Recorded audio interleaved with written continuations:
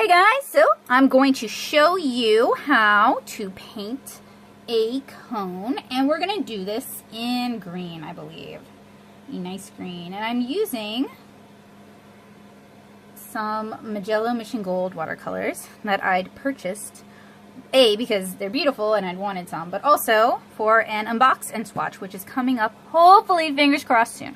So, we've got our green, and I'm going to do a base tone, and we want to consider that our lighting is coming from the top and the right. I'm just trying to stay fairly consistent throughout these little tutorials with my lighting. So I've got kind of a basic triangular shape. Now I'm going to use clean water and hopefully bring that out a little bit.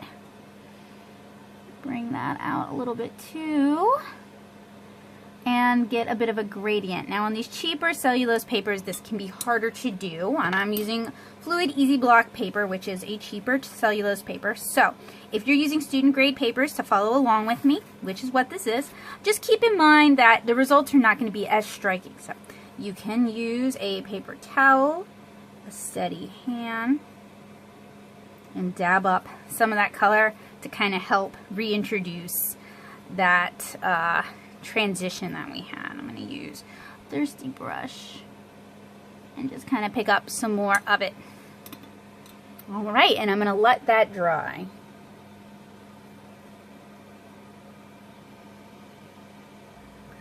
So that's had a chance to dry. We're going to go in now, do the next layer using the same color.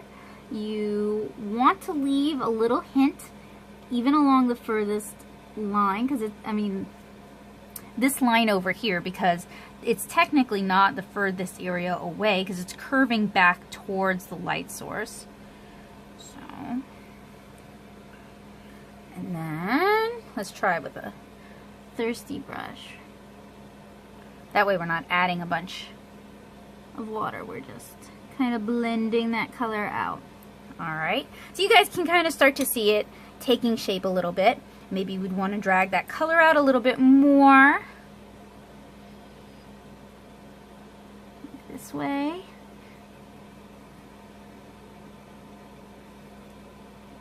And then add maybe a little bit more of color to the core. You know, I always overwork things, so sometimes with me it's your mileage may vary. Alright, we're going to let that dry.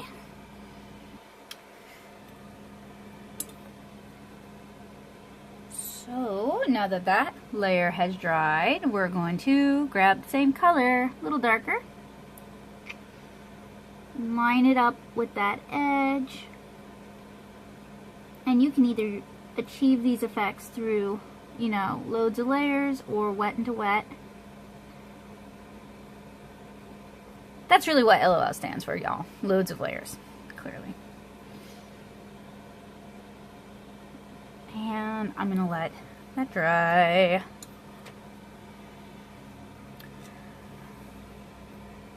And then, let's get rid of some of the excess water.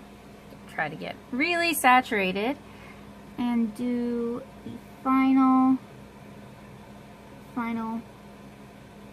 sort of like little core. The core of darkness.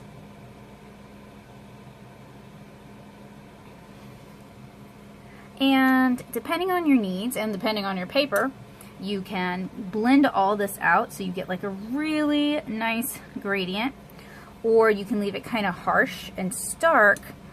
Anyway though, that is how to paint a very basic cone. I hope you guys found this tutorial helpful, useful, enjoyable.